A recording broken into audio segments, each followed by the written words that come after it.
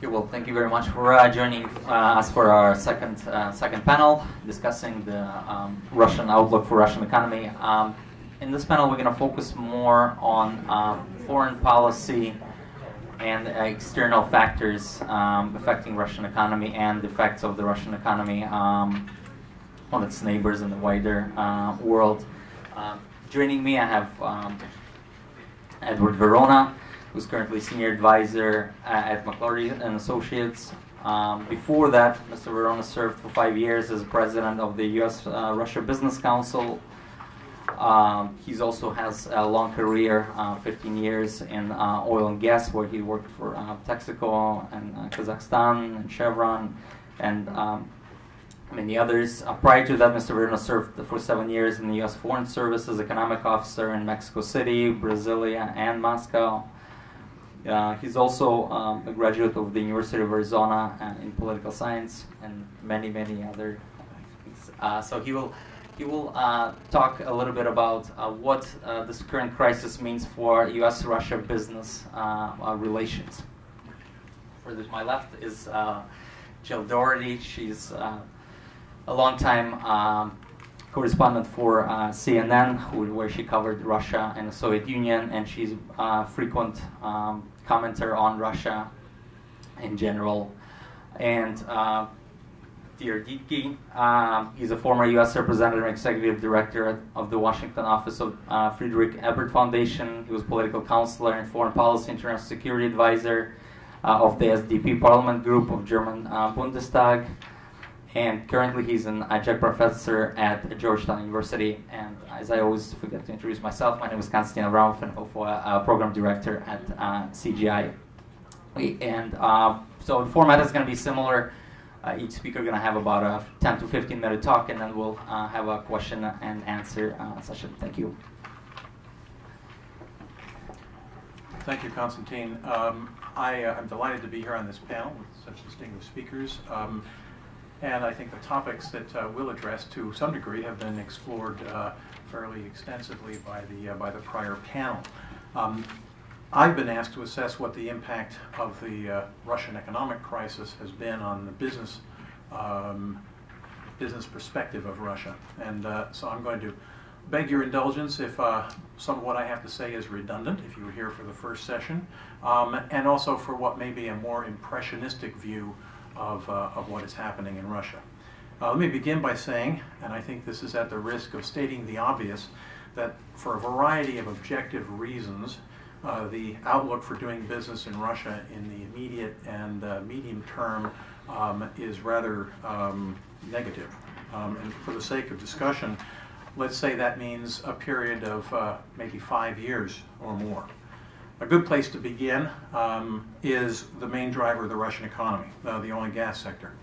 Russia depends on oil and gas exports for approximately half of all government revenues and 2/3 of foreign exchange earnings, a dependence that has only increased since the beginning of Putin's first presidential term, incidentally. While oil and gas prices were in the ascendant over most of the past decade and a half, this was fine. Russia could easily cover the cost of imports, debt servicing, net capital outflows, and yet still accumulate sizable foreign exchange reserves. And that is no longer the case. What many economists, former Finance Minister Alexei Kudrin in particular, have long warned about has now happened. Oil prices have plummeted. Most industry observers predict that the current price environment will persist for at least this year and possibly well into 2016. And the recovery in oil prices, when it comes, will be relative, perhaps to the $70 to $80 per barrel range, rather than the $100 plus per barrel price that prevailed over much of the last decade and on which the Russian federal budget was based. Moreover, Russia's mature oil and gas fields require significant investment to offset the effects of depletion, and huge expenditures will be required to discover and develop new fields in challenging offshore and Arctic regions. And that investment doesn't seem likely to come in light of sanctions. And without it, Russian oil and gas production will gradually decline, compounding the effect of lower prices. This does not provide much reason to expect a return to the kind of economic growth that spurred U.S. export sales to Russia and foreign direct investment in Russia during the past 15 years. The formerly upbeat market growth projections for a broad range of consumer goods, durables, automobiles, and capital goods have given way to a much more sober assessment of what is sustainable, given the deterioration of Russia's terms of trade, its reduced consumer purchasing power, and its continuing demographic crisis, which was alluded to in the previous session, and which ultimately affects the economic productivity of Russia and long-term consumer demand. Things would be bad enough if we stopped there, but it gets much worse. The sanctions imposed by Russia's main trading partners in response to Russia's actions in Ukraine exacerbate the structural and cyclical effects of the oil price decline that weigh so heavily on the economy. Some companies have been directly impacted by sanctions, particularly in the oil and gas sector, where projects and joint ventures in deep water offshore and oil shale plays have been suspended. Companies in other sectors now have to remain alert to a whole new set of factors affecting their activities in Russia, such as being aware of the list of sanctioned individuals, of entities, companies, and technologies, all of which are subject to a rather abrupt change and entail potentially tricky legal interpretations. It's my sense that whenever there is any ambiguity about the applicability of sanctions, most firms opt to abstain from doing business rather than risk violating OFAC rules. Overall, this has had a dampening effect on business across the board. And banks are particularly wary, as was pointed out in the previous session, of conducting transactions with any Russian corresponding bank, even if that bank is not on the OFAC sanctions list. So simply put, the combined effects of lower oil prices and sanctions have increased the risks of doing business in Russia, while the potential rewards are much less enticing than they were in the heady days of 7% average annual GDP growth. However, I think there's something more fundamental in the shift in business attitudes toward Russia. It's something I pick up in conversation with business people, equity investors, political and economic analysts, and informed observers of the Russian business scene. I don't know if it'll persist beyond the current oil price environment, or whether or not a resolution of the Ukraine crisis will bring about a quick turnaround in those perceptions. I doubt it. I believe that for some considerable time going forward, the perception of Russia's business climate will remain negative. Now, why do I say this? First, Russia's behavior in the Ukraine crisis has crystallized Russia's image as a country that is deeply antagonistic toward the West. The alternative reality portrayed in the Russian media, the deceitful and disingenuous statements made by Russian officials in justifying Russia's actions during the crisis, have not only alienated Western public opinion, they have made Russia a very hard sell to equity investors and to corporate boardrooms. Russia's continuing refusal to abide by the Minsk agreement and its barely concealed support for Ukrainian separatists raises the possibility of additional sanctions, which hang over the Russian economy like a sword of Damocles. This is reflected in the almost 50% decline in the Russian stock market over the past year and the virtual absence of inbound M&A activity, the recent Schlumberger acquisition of EDC being an exception that proves the rule. Judging by the record level of capital flight last year, Russians themselves are similarly skeptical about the future of the economy. Second, despite much rhetorical support for modernization during the Medvedev administration, there is little to show for it. Medvedev's vaunted initiative to promote the 4 I's, infrastructure, innovation, information, and institutions, was well received by the business community, which saw all 4 areas as essential for creating a platform for sustainable economic growth. In the event, infrastructure spending largely went into showcase projects like the 2014 Sochi Olympics and the 2012 APEC Summit in Vladivostok. Innovation didn't respond very well to government kickstart efforts such as Rusnano and the Skolkovo Fund. Information has been hobbled by laws imposing restrictions on the internet and strict limitations on foreign ownership in the media realm and internet realm. Perhaps the most disappointing shortcoming is institutions. Despite some promising moves toward revamping the legal system, the implementation has been spotty. Russia seems no closer to having an independent judiciary than it did at the beginning of the Medvedev administration. Third, Russia's accession to the WTO was heralded by many, myself included in my capacity then as president of the U.S.-Russia Business Council, as a watershed for the Russian economy in general and for the business climate in particular. Unfortunately, Russia had barely entered the WTO when it was faced with a call for consultations by the EU and complaints from other trading partners over the implementation of the automotive sector law. The law appeared to be in direct violation of Russia's commitments under the accession agreement. The EU subsequently convoked a dispute resolution panel, which was a very inauspicious beginning for what advocates of Russia's WTO accession had said would bring the country into conformity with the world's rule-based trading system. Further, Russia's phytosanitary authorities have placed arbitrary bans on a whole range of agricultural products, including some from Eurasia Economic Union member countries like Belarus, on grounds that were again in violation of its WTO commitments. So this was a missed opportunity for Russia to forge a different image of itself, one more attractive to investors and trading partners. Fourth, Russia remains highly corrupt, notwithstanding the lip service paid to combating corruption. It ranks 136 out of 174 countries on the Transparency International Corruption Perception Index, the worst showing by far of any G20 country. As more and more countries adopt stricter enforcement measures against companies for alleged corrupt practices, conducting business in so-called red flag countries, such as Russia, draws closer scrutiny from prosecutors. Even for the scrupulously honest, this adds tougher compliance costs to what is already a very costly operating environment.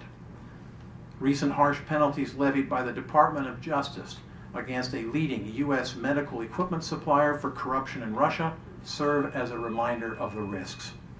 Fifth, the notorious case of Yukos continues to haunt Russia. In July last year, the Permanent Court of Arbitration in The Hague awarded Yukos shareholders, the dispossessed shareholders of Yukos, $50 billion in claims against Russia over the forced bankruptcy and sale of Yukos assets in 2003-2004 to the state-controlled company Rosneft. The European Court of Human Rights made a similar finding in favor of Yukos shortly thereafter. Russia's appeals have thus far been unsuccessful, leaving Rosneft exposed to possible recovery actions in foreign courts. It's a reminder that laws in Russia are often enforced selectively and that falling out of favor can bring harsh consequences. Reinforcing the impression was the action taken by the government last year against the Russian firm AFK Sistema, which Maxime referred to in his remarks, on allegations of irregularities in the latter's privatization dating back almost 10 years. Some suspect that others coveted Bashneft and that the company's plan to make an IPO placement abroad would have insulated it from any takeover. So finally, the question may be whether the negative perception of Russia isn't actually a negative perception of Vladimir Putin, who is clearly at the apex of all major decisions. Will Putin step down after his current term expires in 2018, or will he go on for another 6-year term?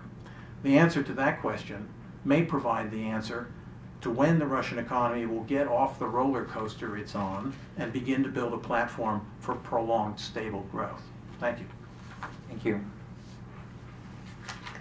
Thank you very much. I think my mission, since I'm not an economist, is to give you some of the impressions that I had, let's say educated impressions, when I was in Moscow about a month ago around Christmas.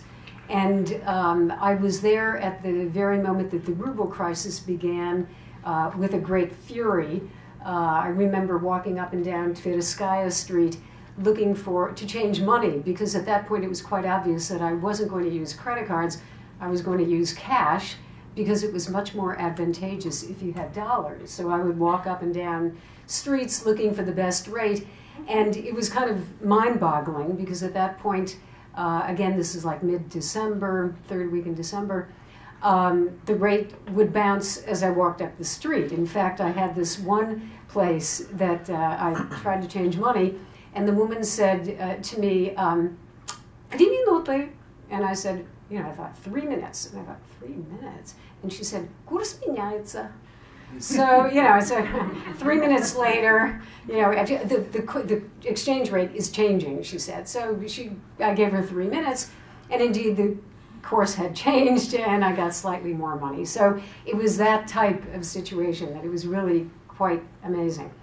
And yet, at that point, it was the holidays, and as you know, Russians celebrate from, you know, Western Christmas, Russian Christmas, New Year's, everything. So it goes into Old Christmas. So it's a very long period of celebration.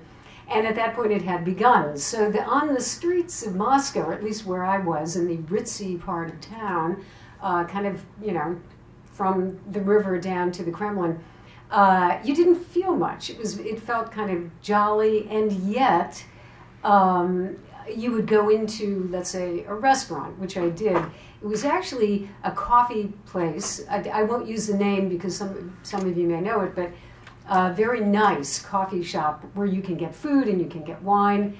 And I sat there with a Russian friend and said, this is strange. I see people sitting there and they, you know, seem to be enjoying themselves. Where's the crisis? And she said, yes, but about a third of what's on that menu no longer exists.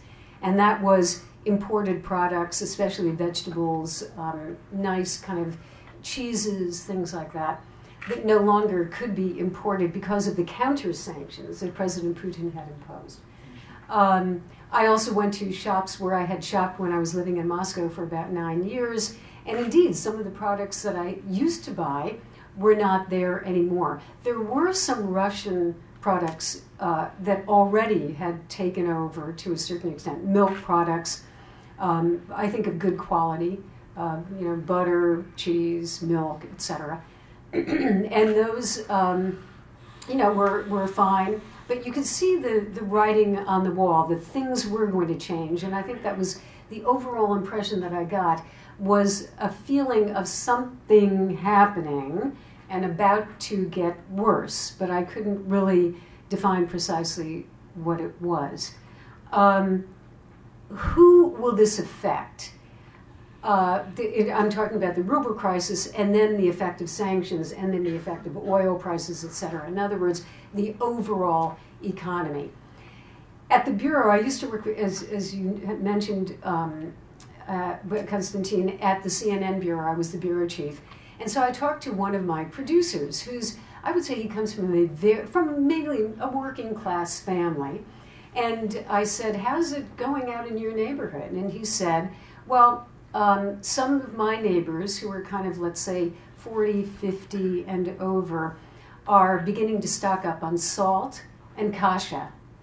And I said, are you serious? And this is behavior, traditional Russian behavior from eons ago, but let's say World War II behavior, where something serious is going to happen.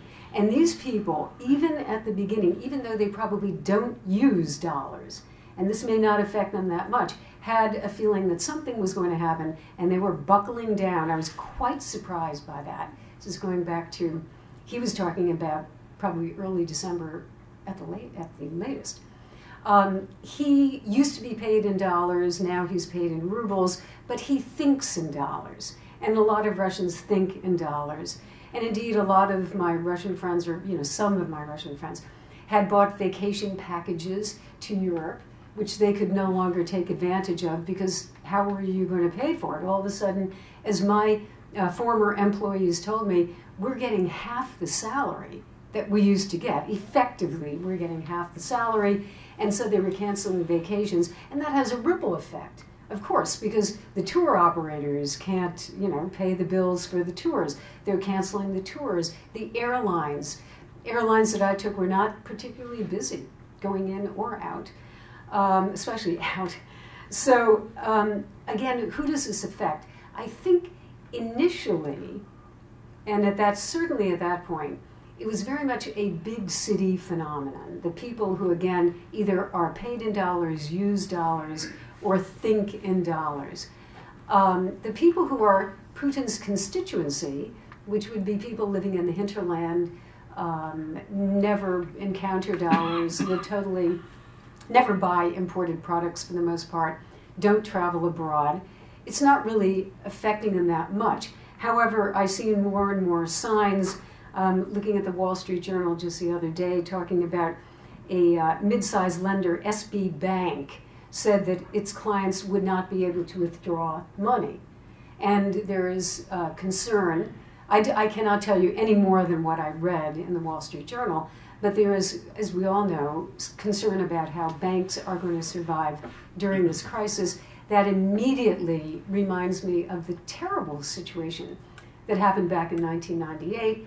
I actually lost some money myself, not a lot, but the bank where I banked, which felt like a very strong bank, just closed, and my money, poof, went away, which didn't make that much of a difference because I didn't really have that much there.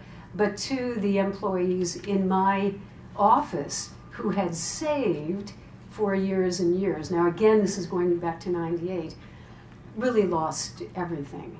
And this is a visceral reaction that you can get from people who've been burned once, twice, now 93, 98. And they're very worried about what's going to happen right now. However, for the people who are Putin's constituency, the government has been inoculating them quite, I think, successfully to the fact that Russians can survive this. Thank you very much.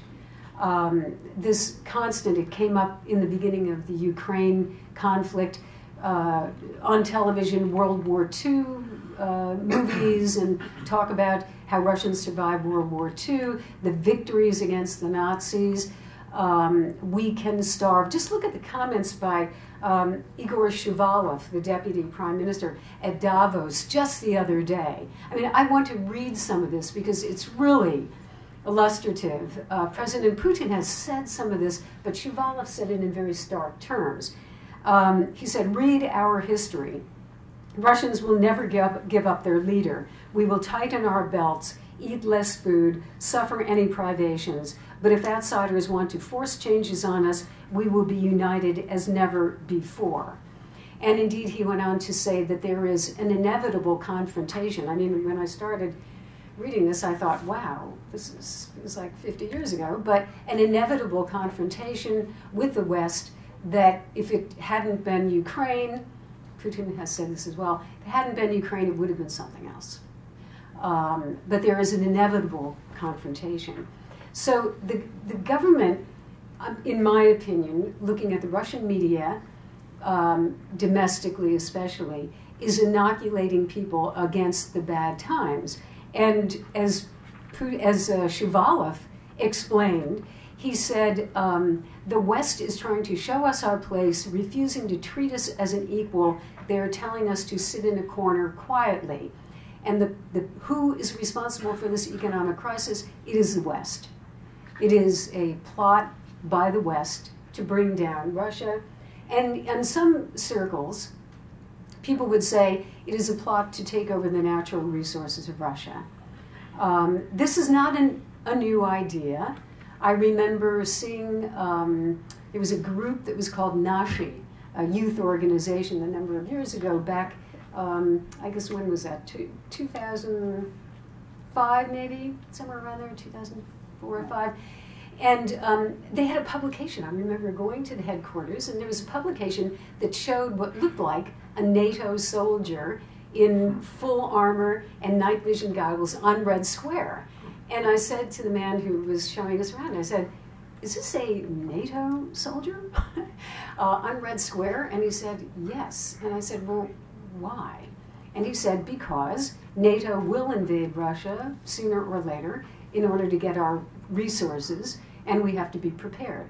And I took that as kind of an extreme view, but there are those who ascribe to that view, and I think it has picked up steam certainly more recently. So the people who watch TV, who don't use the internet, who are exposed to Russian media, as I said, are, and I would use the word really, inoculated now to be prepared and to know that they can survive no matter what the West does to them. This, of course, is something that helps the government survive this crisis. It reinforces the feeling that President Putin is the only one who can take them out of this crisis. And that's where kind of what you were talking about, Ed, this personification, I think, comes in. How, let's say, how this will affect Russia's foreign policy, I don't see anything particularly good in the scenario right now. I would like to believe, I actually am very much an optimist. In fact, a lot of people, in my career have criticized me for, quote, giving Russia a break, or being an optimist, or deliberately not looking at the stark reality, etc. I don't really think that I was, although I definitely fell on that side of the equation. And I still retain hope for Russia. But right now, I think we are in for a very difficult time. President Putin himself said it'll take 2 years for this crisis to be over. And you talked about a couple of years, so maybe that's correct. Maybe something will happen in 2 years. But I feel that it is a watershed moment. I think Putin's approach to foreign policy has shifted, and maybe what has happened is actually the things that he was saying years ago, like when he first came into office, that people didn't pay attention to, I didn't pay attention to, the way perhaps I should have. What he would say would be, we should think about the Russians who were left behind after the Soviet Union collapsed. I just kind of checked that and I thought, that's nice. And now, of course, it's the raison d'etre for Ukraine. It could be the raison d'etre for a lot of other things. A more aggressive foreign policy, a feeling that, and you find this in Moscow right now, a belief that the West economically is going to collapse. It's just a matter of time. And that, in spite of everything, is a very strong impression among many, especially regular people in Russia, who believe that the West is on its way out. And it might be bad for us, but ultimately it's going to be very bad for the West. In fact, another quote from Shuvalov: the Russian economy is in very serious situation. It may not look as bad as it was in 2008, but this crisis is going to be a longer, deeper, and more protracted. So it is going to be longer and deeper with, I think, severe repercussions. I will kind of wrap up with a little bit of Putin. I do believe that the government is saying, in essence, don't blame Putin because this is an attack on Russia and on Putin. You should support the president, not attack him. So I looked at some of the figures. Obviously, we all know that his popularity rating has been, in the 80s, usually around 85%. So there are people out there, even if you cast aspersion or doubt on the polls, his poll numbers are very high, and I think some of this explains it, that people really do believe he's the one who can pull it. They don't blame him. They don't blame what he did in Ukraine for this. They blame the West trying to burn down Russia. Ergo, his ratings are quite high. An AP NORC poll in December 18th, showed that 81% still support him. And the Levada Center, this is a very interesting study. The Levada Center on December 19th through 22nd did quite an elaborate, you can look it up, alternatives to Vladimir Putin. And just a couple, which are quite interesting. The first question, whom would you like to see as the Russian president after the 2018 elections. In other words, when he is able to run again, which would, if he wins, would put him into power for almost a quarter century. If you look at, okay, who do you want to be president after 2018? I'm glad, oh, it didn't print out, but luckily, from the old TV trick, I write it down with pen. Who do you want to see as president after 2018? 55% wanted to see Putin, and 10% wanted to see someone who had the same approach as Putin. So what does that up to? I am not, a mathematician, but that looks like about 65%. So you have a lot of people. I believe the other, you'll have to check this, but the number, somebody else was very low, like 15%. This, I think, tells us something, that for many Russians, they don't feel that they have an alternative, and indeed maybe they don't want one. Now, of course, they don't have a choice. There is really nobody who can contend or can compete with Putin right now. So it's not a very objective evaluation. But they do, I do think that if you think of economics, you can look at the numbers. But what I look at with economics is the emotion that goes behind some of these numbers. In other words, is democracy, is freedom, is my government paying off? Is the course that my government is following paying off for me? Is economic reform actually paying off for me on a daily basis? And I really believe that for many Russians, the gains that they had in the first 20 years, which were described as democracy, were not really gains according to them. In other words, democracy did not bring them gains. Democracy brought them, in many cases, suffering, economic suffering, factories closing.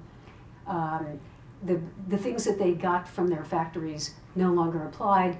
And so the image of democracy already was tarnished. And now it's how does it work? It's not great theories about economics. It's not the macro theory of how the ruble is ultimately going to do. It is, how am I going to survive from day to day? And right now, some Russians are prepared to go through very difficult times. I think that's sad. I really do. I think things could be much better, and it would be good to think that they would think that they could, pressure their government for better things if they don't agree with it. Some, of course, do. But I do, just to sum up, I think we are in for hard times on foreign policy, and I do think that Russians are in for hard times on many levels over the next at least 2 years, if not 5 years. Thank you. Thank you. All right, thank you. Very interesting discussion, and I have been asked to talk about the German-Russian economic ties, and I'm happy to do that. Obviously, for this conference, it's not unimportant to recognize that Germany has, of course, a stake in Russia's economic future. And just consider that Germany has a key partner in Russia, key trading partner for German companies. It's a very important market, very attractive market, or I should say was possibly a very attractive market. Just look at the enormous growth of Russia's GDP since 2000, 75% in the last 13 years, and faster than any traditional economic industrial country. So the German business elites, of course, concluded that Russia has a very important dynamic market for the future, a very important trading partner. And the whole idea of creating modernization partnerships between Germany and Russia, and also between the EU and Russia, was based on Russia's economic growth potential, with energy, of course, at the core, but certainly to be enlarged. And at the beginning, President Putin seemed to stand behind the concept. And then under Medvedev, of course, when he took over, he promoted this idea very vigorously. But today, I think we have to conclude the idea is not going to work anytime soon. If you ask yourself who's to blame, the answer for me is pretty clear. It's not only the West, as we heard from Putin, certainly it's all the West's fault. Consider this. The Cold War settlement included the free choice of alliances, and that must be the case for Ukraine too. And could we have done otherwise? I don't think so. Consider what the West did after '89, after the great revolution. The West did invite Russia to join the G7 process after 1998. The EU launched the Partnership and Cooperation Agreement in 1997 and accepted Russia as a strategic partner. There was the Partnership for Peace process and the Euro-Atlantic Partnership Council in which Russia participated. And specifically for Russia, there was the NATO-Russia Founding Act of 1997, followed by the NATO-Russia Council in 2002. There was a very successful strategic arms control agreement in 2010, the new START treaty, with aggregate limits of strategic nuclear weapons.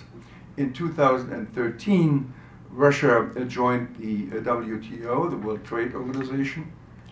NATO countries supplied Russia with weapons. Rheinmetall from Germany built a military training center in Russia to the tune of 100 million euros. EADS, a Franco-German company, sold helicopters to the Russian army. France, as you all know, sold amphibious assault ships to Russia, the last part, of course, now suspended. And Italy, let me add that, also provided the Russian army with armored vehicles. Now, a NATO bent on destroying Russia wouldn't do that, right?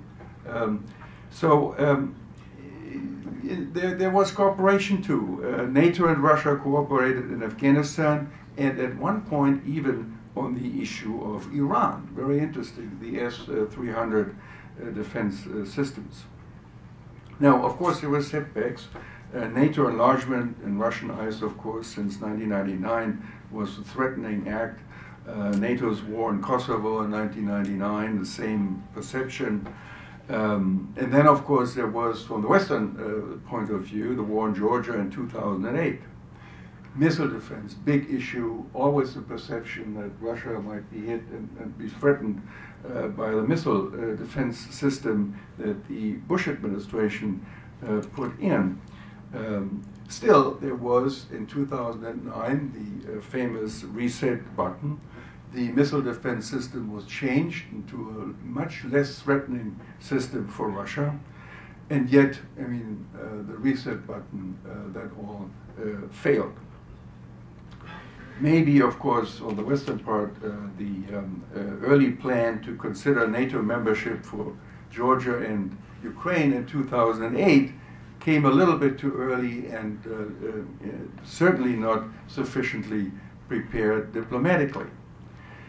Add to that, in 2013, the Libyan crisis, where Russia ended up regretting its initial support by way of abstention, of course, for the establishment of a no-fly zone. And then that turned out, from a Russian perspective, of course, as an act of regime change. But in the final analysis, I think it was the interruption of the initial democratic transformation that caused the possible Russian Western partnership to collapse. Russian leaders under Putin certainly were not either ready for democracy or they feared, of course, democratic change. And the Ukrainian crisis, and particularly the perception of Russia of the Maidan, of the events there, is proof of the point, and that, you know, the interrupted democratization process is the main issue for the collapse of the relationship between Russia and the West. Now, Germany would certainly like to get back to a cooperative pattern of relations, and so would other European countries. There are Austria, there's Hungary, Italy, Cyprus, Slovakia, France, and the Czech Republic. They were in favor of, and would be in favor, possibly, of lifting sanctions. And there is support, of course, in Germany for that same thing, lifting sanctions.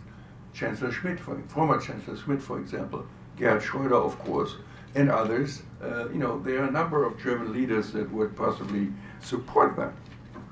But, you have to realize, of course, that Germany simply cannot push in that direction very hard. The most important thing for Germany is really a European consensus. And you can't do that by pushing ahead with lifting sanctions from a German position.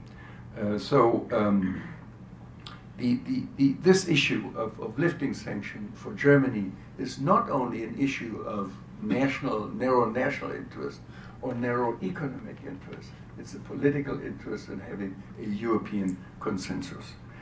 Now, the numbers of Germany's economic ties with Russia speak for themselves, of course. Approximately 300,000 jobs at stake for German business. Some 6,000 companies operate in Russia. Annual trade between the two countries is close to 100 billion US dollars, 36 billion euros in export, and some 40 billion euros in imports from Russia. And before the Ukrainian crisis and the sanctions imposed by the EU and the United States, German companies had planned huge investments in Russia. Just to give you an example, energy giant E.ON just had invested some 10 billion euros in Russia. Volkswagen was just about to invest 1 billion euros in Russia. Metro, a warehouse giant, planned to open 70 warehouses in Russia to the tune of 1 billion euro. So, and trade with Russia has even a very powerful lobby in Germany. The influential Ostausschuss, the Eastern Committee, a special committee of the German Federation of Industry and Trade, focusing on trade relations with Russia and Eastern Europe, has enormous political clout, in particular inside Angela Merkel's CDU and CSU party. Now, all of this is now, of course, at risk, and not only because of sanctions. It's also at risk because of possible Russian legislation to confiscate foreign assets in order to counter Western sanctions. And consider this too, sanctions for Germany can be quite costly. As a result of sanctions, Germany might lose some 20% of its trade with Russia. Individual companies like Siemens, Germany's biggest engineering company, expects to lose 1/3 of its business with Russia. The entire German engineering and automotive industry will lose some 40 to 50% of its trade with Russia. Who will benefit? China, and in a big way. And there's an old rule for trade relationships. Once you lose markets, it's very hard to get them back.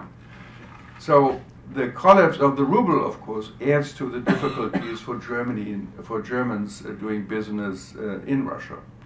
German products are now less attractive, and German banks are very careful doing business in Russia. And as we heard here, Russia will have to go through a very difficult period of time for a long period of time. Capital flight is back. The economy is weak. We heard about a contraction of about 5, even mentioned 10% on this. To stop the decline of the ruble, the interest rates in Russia are now sky high, 17%, if I'm not mistaken, in that neighborhood. Inflation is back. There will be budget cuts, and unemployment is bound to increase. So, what are the political implications of German business ties with Russia? To conclude that German foreign policy towards Russia and in the Ukrainian crisis will be determined by economic interest, and only by economic interest and ties with Russia would be wrong, in my view. For this to happen, the economic relationship is just not big enough. For Germany, the share of foreign trade with Russia is just about 4.5% of its imports, mostly oil and gas, of course, and 3.3% of its exports, mostly mechanical engineering, automotive, transport industry, chemical products, optical industry, electrical engineering, and pharmaceuticals. I think more important, and I can't discuss it in full today here, more important for the future relationship with Russia is what I consider the enormous reconciliation between the Russian people and Germans, particularly after unification, but it started earlier with Ostpolitik. I think that has an enormous impact and will push the Germans into a direction not to lose that great achievement of reconciliation. It's very important for the German public to consider that. Will sanctions hurt the German economy? Yes. But Germany, I think, should be able to find new markets. Already today, trade with Poland and the Czech Republic increased, and China is a much bigger market for Germany than Russia. Russia's share of world GDP is just 3%. China's share is 15%. The Chinese market is just more important and ideal even for German industrial products. Plus, China does everything to build up Germany as the hub for Chinese exports to Europe. Consider this, there's a new rail-based or train-based Silk Road from Chongqing in China to Duisburg in Germany. Very central location, right at the River Rhine, close to the Autobahn network, very strategic location. Actually, the train Silk Road goes through Russia. Is that a possible risk? But consider this. Could a weakening Russia really alienate China and Germany at the same time if they would try to interrupt this? So, the Chinese trade with Germany is growing, and I think Russia will not touch that issue. To be sure, Russia will also look east in order to find new markets for its energy products. President Putin already signed a $400 billion contract with China for Russian gas exports over the next 30 years, long-term commitment. But the pivot to Asia, or the development of the Asian vector, as Russians call it, is a difficult, if not even dangerous strategic choice for Russia. I think Russia needs to think twice before turning away from Europe and the West. And my main point here is that great power status for Russia has always been linked to cooperation and a productive relationship with Europe. If Russia would full force turn east, I think the country would go into the direction of a permanent petrostate. Russia would then become the junior partner of China, its great power status in jeopardy, and its freedom of action as a great power severely curtailed. If Russia wants to be a complete great power, politically, militarily, culturally, economically, it needs to reform first, to restructure, and to modernize. This can only work on the basis of a cooperative trajectory of Russian power. Trying to fight itself into great power status will backfire. First with its neighbors, and friends, of course, and not to mention the alienation from the West that the Russian middle class would certainly not like to see. And I think that's a very, very important point. Under the conditions of globalization and the new connectedness, I think such an approach might not even be sustainable at home in Russia, in spite of Putin's present 88 or 85 approval rate. So focusing for Russia on the Eurasian Union is not the best strategic choice for Russia. The added economic value of that union is minimal. I mean, look at the issues here from the perspective of the current members of the union, Kazakhstan and Belarus. with a shrinking Russian economy and a declining ruble, trade is already getting more difficult for them. I think more useful for Russia and its potential partners in the Eurasian Union would be the idea of creating a larger free trade area, the concept of a free trade area from Lisbon to Vladivostok. And President Putin talked about this in his first time in office. And most recently, of course, Angela Merkel, German Chancellor, and her Social Democratic deputy, Sigmar Gabriel, promoted this idea at the World Economic Forum in Davos. But, such a concept, this larger, trade area between Lisbon and Vladivostok can only work and can only be activated if the Ukrainian crisis can be resolved peacefully and in a legitimate and acceptable way for both sides, for Ukraine and Russia, and acceptable also, by the way, for all parties of the Minsk agreements. So the outline for such a development to occur is you need three conditions.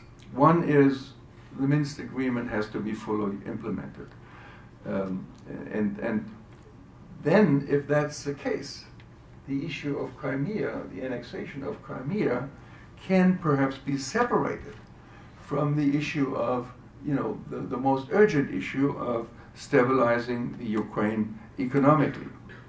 Russia cannot expect that the West recognize the annexation of Crimea, but putting aside the issue, I think, and keeping the final option open, could help to focus on the most urgent issue, and that is the economic stabilization of Ukraine.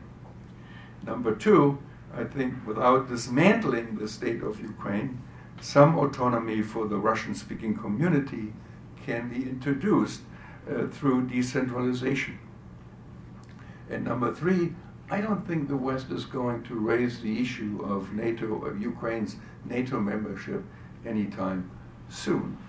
And out of respect, by the way, for Ukraine's independence, any decision of that nature cannot be imposed on Ukraine and on the Ukrainian people from outside. So asking for formal commitment of NATO would certainly be too much and would not work. But there's cooperation and room for cooperation without touching the issue. Is a cooperative way out of the crisis likely? Probably not anytime soon. Just look at what's happening right now, the renewed eruption of violence in eastern Ukraine and around Mariupol. That points into a different direction, and that points into a direction that under Putin's leadership, Russia is trying to rebuild new Russia, Novaya Russia, and taking a page from Tsarist Russia rather than seeking a cooperative way with Europe. And plus, Russia seems to be in violation of very essential agreements with the West. And the key agreement here is the INF agreement related to the medium-range, intermediate-range nuclear missiles. And building new cruise missiles with a range in that neighborhood really violates one key element. So, if that's the case, the West has to conclude that a cooperative diplomacy and cooperation in diplomacy simply does not work. And that leaves as the only option additional sanctions. And these could be, indeed, as we discussed, very, very serious. SWIFT sanction, shutting Russia off the SWIFT agreement is very serious and points into the way of a permanent crisis situation. SWIFT is one issue. Changing Europe's and the West's energy policy away from Russia is another. Some people talk about putting Russia on the list of state sponsors of terrorism. I think that's not the best idea because there are commonalities that we should respect. But in any case, new sanctions, in my view, could be harmful to the point of no return, and let's hope that it doesn't get that far. Thank you. Thank you very much. And now I'll selfishly use my power as moderator to ask a few questions.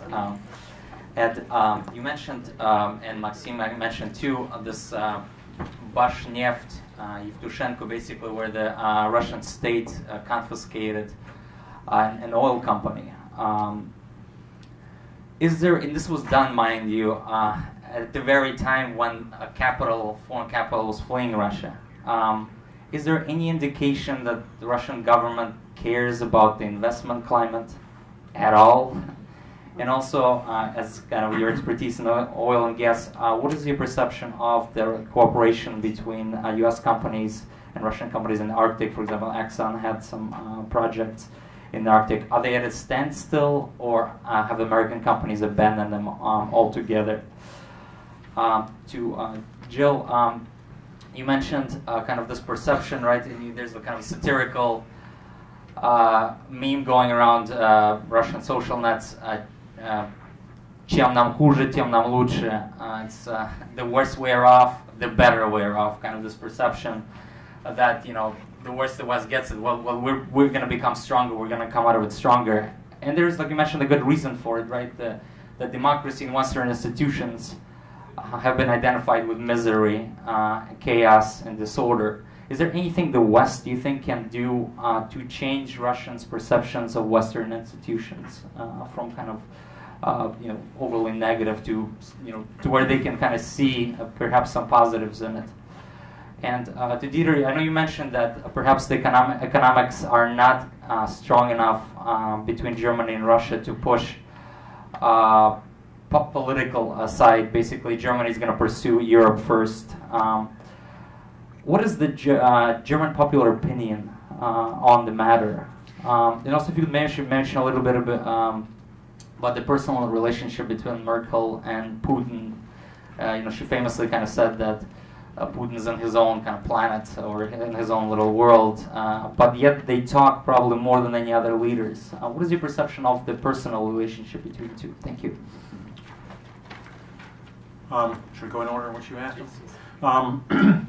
With respect to the Bashneft situation, judging by Russia's behavior, I don't think that that reassuring investors rates very high on their agenda. They've done everything to frighten capital. You said the flight of foreign investment. What's more significant, in my view, is capital flight that can be traced back to Russian individuals or Russian entities. Last year, if I'm not mistaken, they hit a record. Was it $180 billion worth of capital flight? Something in that order of magnitude, not unseen even in the 2008-2009 financial crisis. So I don't see any evidence that they're doing anything to improve the investment climate. As for U.S. and other Western oil and gas companies operating in Russia, well, if those operations involve deep water, which means more than 500 feet, Arctic, or shale projects, it's against the sanctions, and therefore it's not going to happen. No international oil company is going to risk action by enforcement authorities in their respective countries by violating sanctions. With specific reference to the ExxonMobil case, and disclaimer, I worked for ExxonMobil at one point. They have a strategic agreement with Rosneft. They drilled a very expensive well in offshore Arctic waters and concluded that well before the sanctions went into full effect, and have since suspended those operations. The agreement still remains in effect, but as long as the sanctions are in place, I don't expect to see anything, any further activity along those lines. There may be some areas where companies, and there are, Western oil companies can continue to operate, again, if they're not offshore, Arctic, or shale development projects. how quickly do you think they're going to come back? Let's say sanctions are lifted. How quickly do you think, or is the political risk going to be too high for a foreseeable future? You know, if you asked about other industries, I'd say it would take a long time to restore confidence. But when you're talking about oil and gas majors, risk is their business. Whether it's geological risk or whether it's operating in very difficult political environments, that's what they do. And there are only a few countries in the world where you will find the kind of opportunities that have a material impact on those companies' reserves, their production. So I think they will come back very quickly. I just don't see sanctions being lifted very soon. Thank you. Konstantin, I'm laughing because that meme, you know, Чем нам хуже, тем нам лучше, of course reminds me, it's the old Soviet thing, у нас лучше, which I heard so many times. But this is a very important thing. I mean, the failings of Western democracy right now, this idea that, you know, Russians can survive by themselves, and by the way, American Western democracy is flawed, is a very potent concept right now in the world of media, propaganda, messaging, soft power. And you asked, how can you change perceptions of Western institutions? Well, I think, and I had this debate, actually, in Moscow, a very long debate, with a friend of mine who is in the media. We discussed democracy. I was quite surprised. We just sat down and talked for about an hour about democracy. And this person's viewpoint was, American democracy is flawed. There are things that happen that are bad. Young African-American men are beaten up and killed on the streets. We have Abu Ghraib. We have all sorts of things. Therefore, American democracy is not democracy. That is this person's conclusion. So what I was saying, and I really do believe this, is you can have democracy with flaws, but the institutions are there to improve it. And so I think if you want to try to answer this narrative, you have to stress that, yes, democracy has problems around the world. I mean, right now, Europe has a problem with immigration. And these are all sorts of very serious challenges. But the institutions in Western democracy are what saves it from complete chaos. And that if you have the institutions, you can begin to correct these problems that I think most people would agree are terrible problems. But it doesn't undermine the let's say, the legitimate nature of democracy in the West. So in other words, you can improve it. You can have faults, but you can improve them.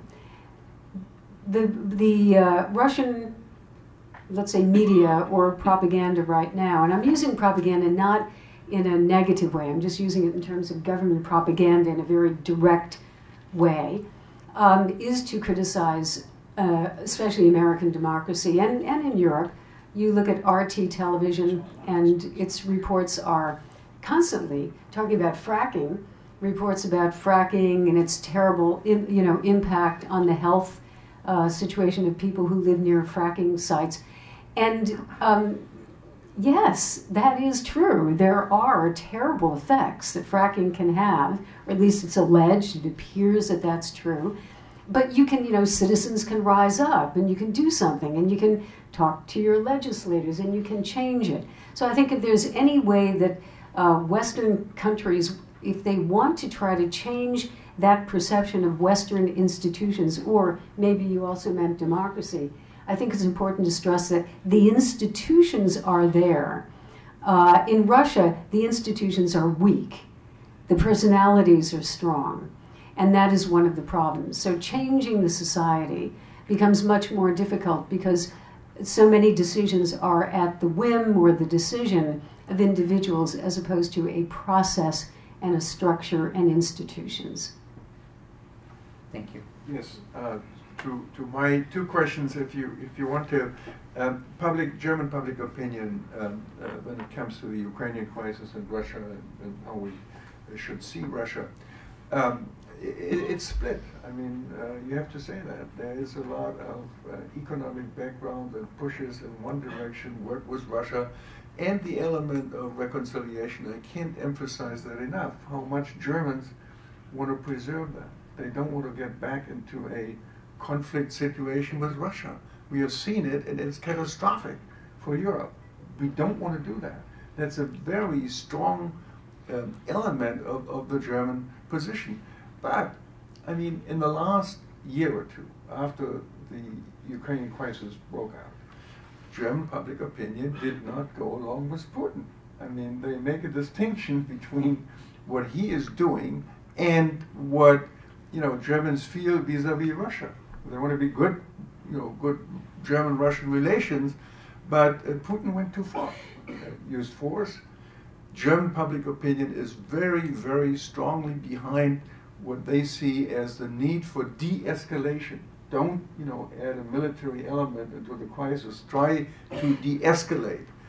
But, you know, Putin goes into eastern Ukraine and uses a quite large number of troops, says these are foreign legions. I mean, who would accept that? I mean, you can't even deceive Germans in believing that, that, you know, these are foreign troops. If there are foreign troops in Ukraine, these are Russian troops that are foreign and not NATO troops. This is silly. And that doesn't go over well. You know, the over emphasis on Putin's side of being the real victim of a Western policy, that is unbelievable, and it's not accepted, and it doesn't go over well. Now, it's interesting, the question about Merkel and Putin. They both speak two languages, German and Russian, right? And Merkel is pretty good. She won a championship in Russian speaking in the GDR when she grew up. So they can communicate with each other well, technically speaking, language-wise. In terms of a personal relationship, you probably know the story about Putin and the dog. You know, Merkel has a tremendous fear of dogs, and Putin, to show his manhood or whatever he wanted to try, brought this dog along, and of course put the fear into Angela Merkel, and that of course was not good for her relationship with Putin, but she keeps talking. She's level-headed, and by the way, I mean, I think that's good in her leadership, and part of the explanation for her effective leadership. She is hard to be influenced by these issues. She keeps a level head in spite of everything. And that's a good thing in order to be able to manage the crisis. It's a good foundation. And it's good that the two talk. Who can do that? I don't see any other leader in the West right now that could do that. And we need someone like Merkel to be able to do that. So, yeah, there are problems between the two, since you asked about the personal level. But Merkel has that great advantage of keeping it cool and correct and on a level that keeps open the option for Russia to come back to a different course of action. But if push comes to shove, then Germany is going in the other direction. And in spite of the economic ties and economic damages that might come from it, there is a value issues involved that Germany cherishes. And Putin needs to realize that he can't count on Germans being on his side all the time, or that there's only Schröder to talk to. I know him quite well, but he went too far, in his dealings with Putin, or came too early to join, Gazprom and to be chairman of Nord Stream, which is a majority owned by Gazprom. That was not that didn't go over well in German public opinion. I mean, they supported Schröder in terms of being, trying to establish a good relationship with Russia, but that was too much. That smacked of corruption, and that didn't go over well. So yeah, you have a conflicted picture.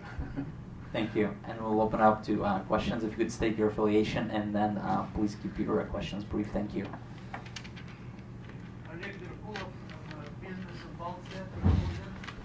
Use a microphone. Oleg Merkulov, Business Baltia newspaper from Latvia, Riga. So we have determined already that Russia is suffering under the sanctions. And a lot of bright minds are thinking how to make Russia's life more miserable. Okay, I have to remind you that also Latvia is also suffering under those sanctions. Real estate market is going down, export imports going down, farmers cannot export to Russia, and the European Union is not eager to compensate all the losses, and so on and so forth. Transit, that's Latvia is based on transit, also down. So the question is, Latvia is not, winning in this situation, suffering as well. So Eastern European countries suffering. Now I learned that in Western Germany it's also dubious, so it's also kind of suffering. So who is the ultimate winner in this game of sanctions, as I call it? And can it be that there is no winner, that all eventually will be losers in this game? Sure. Do you address the question? Anybody. Okay. You want to try? You want to go first? Yeah, go ahead. Yeah. Well, I don't think anybody wants sanctions. I don't think anybody wants to see a continuation of the crisis in Ukraine. But as long as the crisis in Ukraine continues, I think you will continue to see sanctions. Nobody wins, but there has to be some means. And sanctions are, I would say, a relatively mild response to what Russia is doing in Ukraine. Remember, they've introduced material, weapons, people, whether they're volunteers or Foreign Legion, or whether they're serving military forces, which Putin later acknowledged was the case with the taking of Crimea. They are, and I mean by all evidence, responsible for shooting down a civilian aircraft by providing a weapon to the separatist forces. Whether or not they had Russian active military personnel operating those or not, we don't know. Our response, Western response, has been a relatively mild one. Economic sanctions. It's a weak tool. It has collateral damage to our own industries, but I would say that it's probably the one thing we can do, short of arming the Ukrainian forces, which many believe would be a proper response. And I ask you, what would be better than that? But I will also add something else.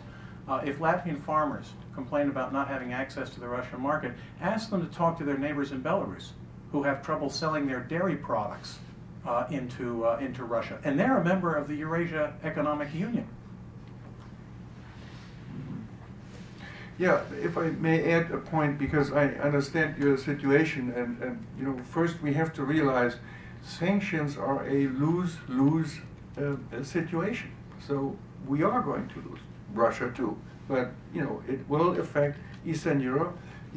I guess you're afraid of the gas weapon that Russia might apply to Eastern European states that are heavily dependent, right? Look at countries like Poland. Their position vis-a-vis Russia is not determined by their gas dependency. I mean, you can be dependent on gas and still have an independent mind. You don't have to lose your independence over gas, because Europe has to go into a situation where they can compensate for any potential use of the energy weapon, and it's the effort to send gas from Western Europe back to Ukraine, for example. Slovakia can do that now. And the second issue is storage capacity. Storage capacity in Europe for gas increased tremendously. And I know the figure for Germany is well over 100 days. So if something would happen, Germany would have the, and I think other countries too, would have the capacity to survive, a possible interruption for quite a long period of time. Look at this from the Russian point of view. if Russia loses income from gas for, let's say, 100 days, just for discussion purposes, it's hurting them, obviously, at least as much, if not more. There's a mutual dependency of Russia and Europe when it comes to gas. It's not one-sided. It's not that Russia can, impose, this pressure without, being damaging itself. So that gives me some comfort. And then I would like to add, NATO is doing quite a bit in Eastern Europe. Lithuania and Poland put together a special brigade.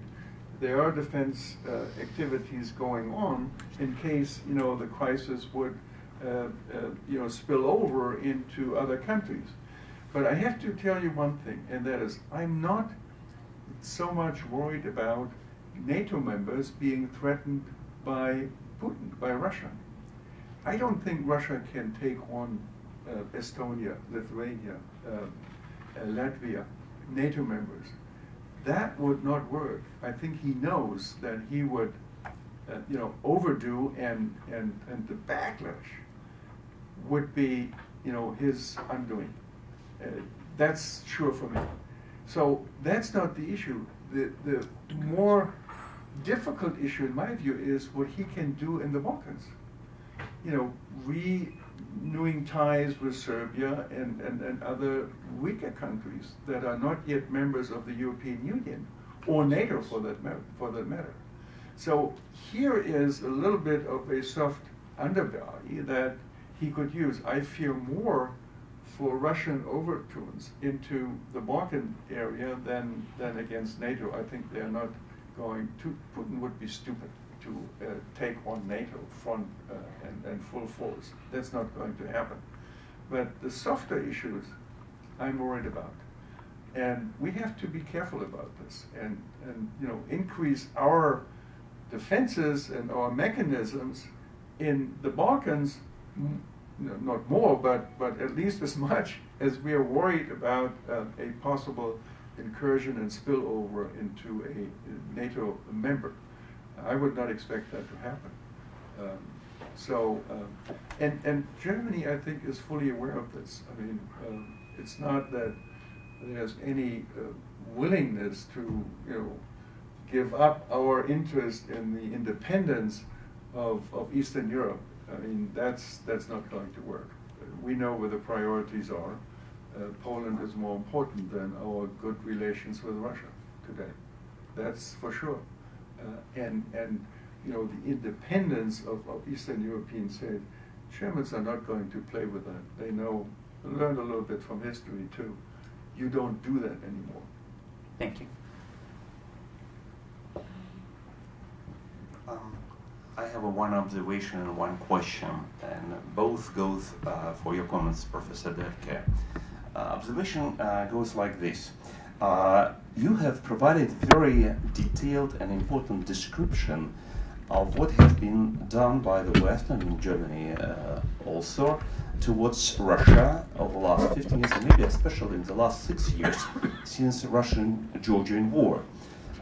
Especially in terms of development of cooperation, you mentioned reconciliation, even kind of building this military center for training of Russian troops that definitely have been used now in Ukraine against Ukrainians.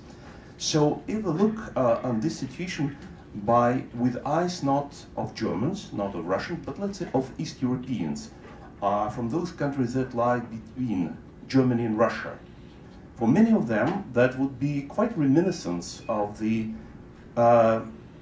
German-Soviet cooperation, economic and military cooperation, let's say 75 years ago. And that is why they would consider that maybe this cooperation aimed at probably them, because you did not build similar training center in Ukraine, in Poland, in Baltic countries. So that is why they could make these conclusions. And that is why they could make their own some kind of conclusion from this cooperation. This is one, this observation. The question is, From the point of this cooperation and reconciliation, how would you react? What would be your advice to German authorities to the last decision that has been taken in Moscow? It has been reported today. Mr. Naryshkin, head of the State Duma, has announced that the State Duma is preparing a special statement by the State Duma blaming annexation of GDR by West Germany.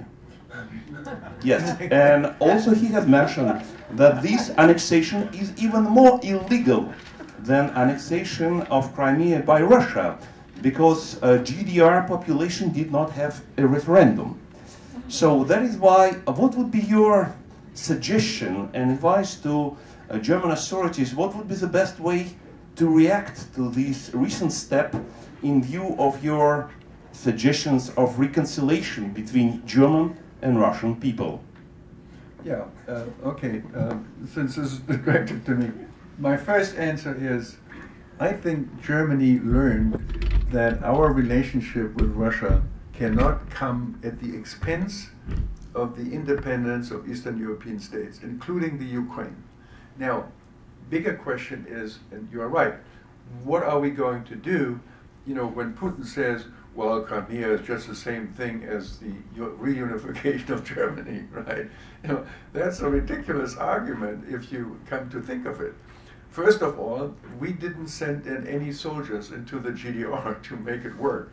We didn't send in, these hybrid forces to turn over the authorities in Crimea, who then, you know, asked for what was it that they asked for? Independence, declared independence first, and then they asked for a, you want to call this reunification with Russia? Maybe. It's an annexation. Sure, the GDR had a clear voice in opting for what I call accession. It's not annexation, it's an accession to the Federal Republic of Germany, which was the most beneficial way of unification, of course. Not because the West Germans wanted it that much. You know, they were very anxious about the potential cost. It was the GDR that was demanding, you know, Western living standards and all of that. So the comparison just doesn't work. Now, how do we deal with it? I think it has to be a combination of trying to keep Russia on a course of a peaceful resolution of the issue. And the reason is my concern for the independence, if that's still there, of Ukraine. You know, a hard policy comes at the expense of the people in Ukraine and a possible destruction of the Ukraine as a state.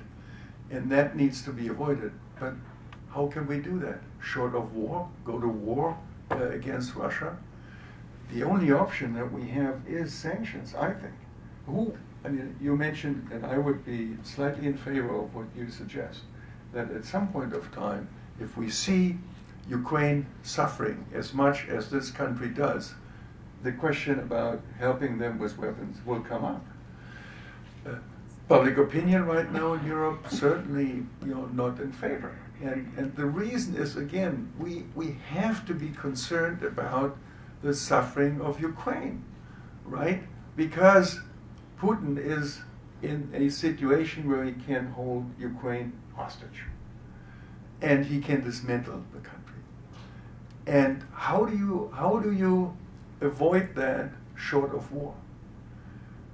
That's the big question. That's why we talk about sanctions and the hard sanctions. And I think we have to go in that direction. There is no alternative to that.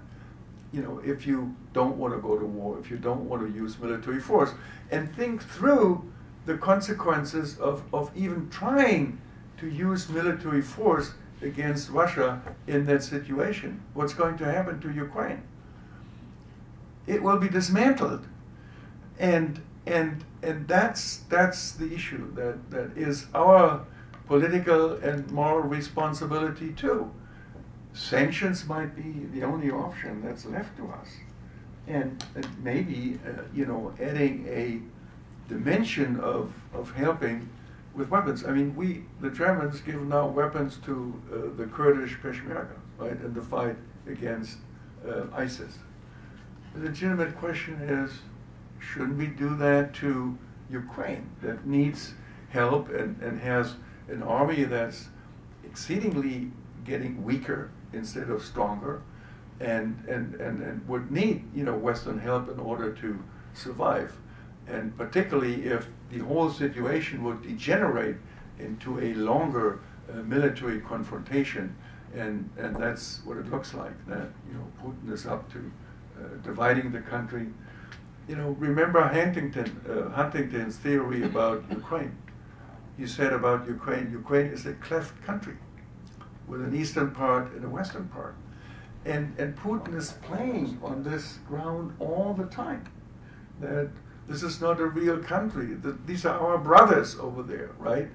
And plays in that direction, that, you know, what are we doing there? He sees everything that we do as foreign influence, NATO's foreign fighters in Ukraine, which is ridiculous. But, you know, to get to the essence of the conflict and bring Putin into a different direction, I think that requires probably more economic suffering through sanctions on the Russian side.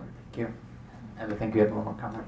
If I could, because there's something that hasn't been mentioned here that I would have I'm a bit surprised at. It's not something that pertains directly to business, but it seems so apropos to the weakening of Russia and its impact on the neighboring regions.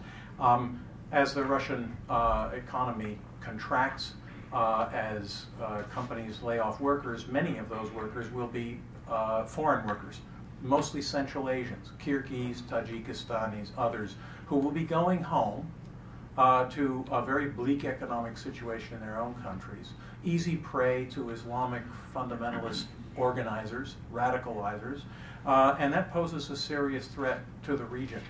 Russia doesn't seem to have any answers to how it will cope with the spillover effects of a deterioration of the security situation in those countries. And it has a problem in its own territory with Dagestan, Chechnya, Ingushetia, other places, that as the situation, economic situation and social situation deteriorates, the problems in those areas will become even worse, with the potential for metastasizing into other predominantly non-Slavic ethnic territories of the Russian Federation. I just thought that's something that should be put out there. Thanks. Well, we'll have an event on that hopefully soon. It's a great idea. And speaking of, Dieter mentioned holding Ukraine hostage, we're going to have an event tomorrow at this room at 10 o'clock. Talking about frozen conflicts and what the West and Russia can do to resolve them. Again, please join me in thanking our wonderful panelists. And thank you much for attending Center on Global Interests event, and we hope to see you in the future. We're going to be going back.